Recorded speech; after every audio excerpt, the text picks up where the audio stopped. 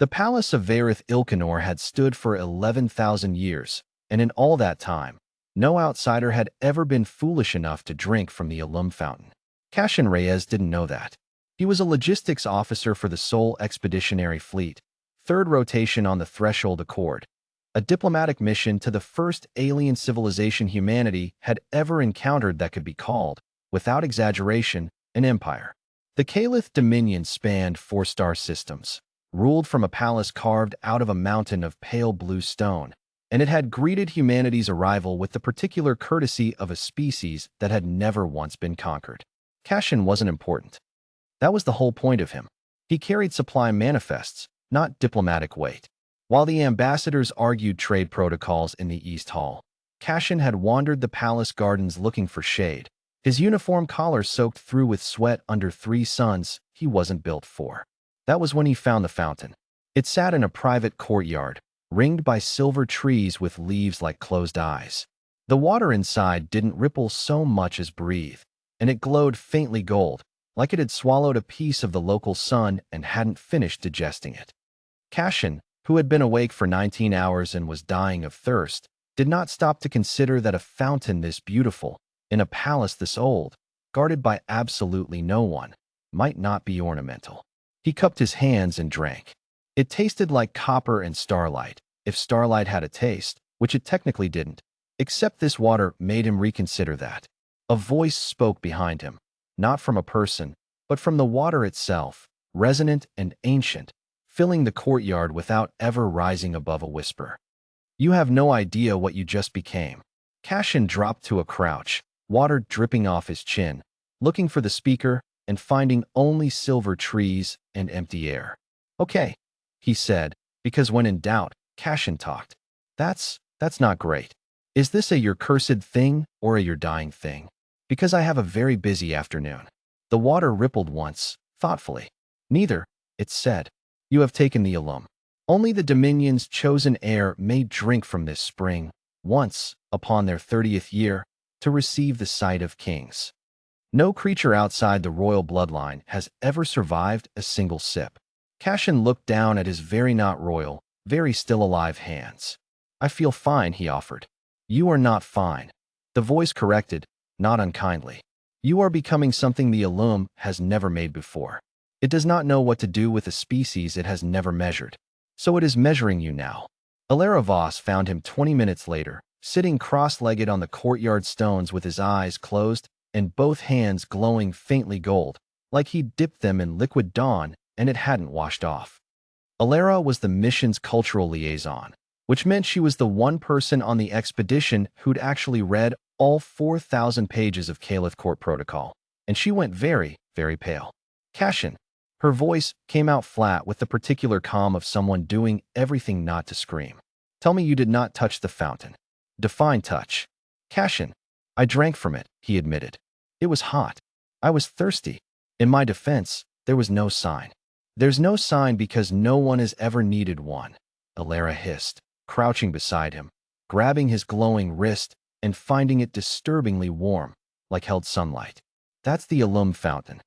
It's not decorative, it's not holy water. It's a Cassian, it's a succession rite.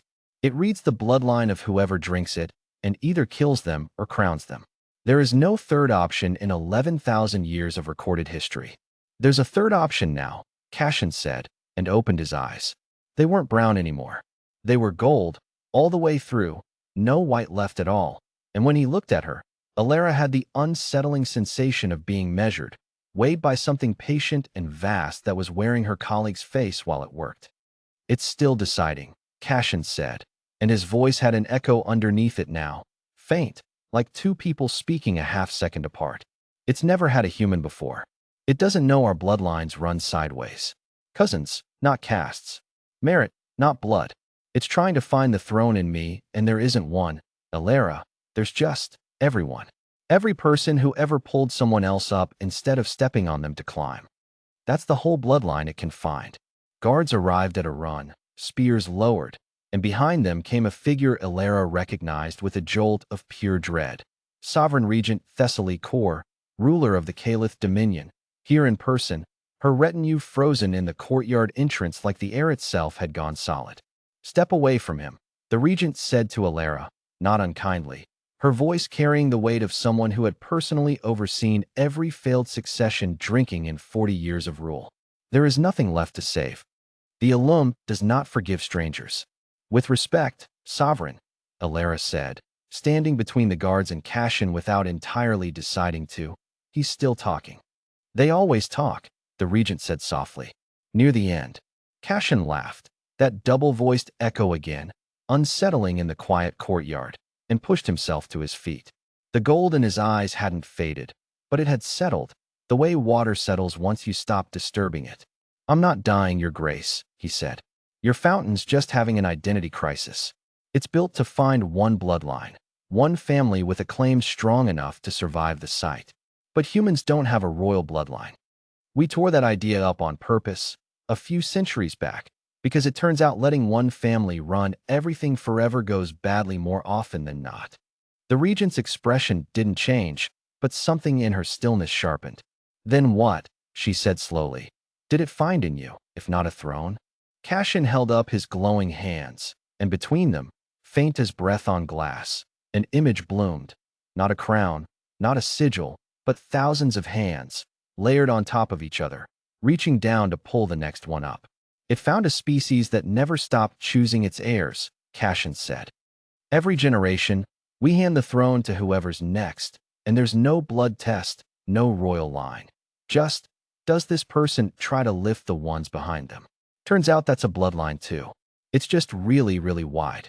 The fountain's glow, still faint gold in the courtyard behind them, pulsed once, and the water's voice returned, quieter now, almost wondering.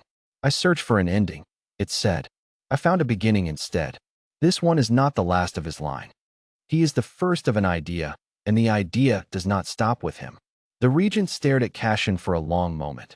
Really stared, the way rulers rarely allow themselves to look at anyone. And then, slowly, she did something none of her guards had ever seen her do. She bowed, not deeply, not as a subject, but as one sovereign acknowledging another, however unwillingly, however strange the crown. 11,000 years, she said, straightening, and the fountain has never once been surprised. A ghost of something almost like a smile touched her mouth. "Welcome to the Dominion, Ambassador Reyes. It appears you didn't drink yourself into a throne after all." "No," Cashin said, flexing his still faintly glowing fingers, looking distinctly unbothered for a man who'd nearly died of a sip of water 20 minutes ago. "What did I drink myself into then?" The regent's gaze moved past him, to Alara, to the guards, to the whole watching courtyard, and out. Further out, toward the ships in orbit and the species behind them, sprawling and stubborn and endlessly, infuriatingly hopeful. "A precedent," she said. "And I suspect we are about to have a great many uncomfortable conversations about what that means." Behind them, the fountain glowed on, gold and patient, already forgetting it had ever been afraid of an ending, because for the first time in 11,000 years, it hadn't found one.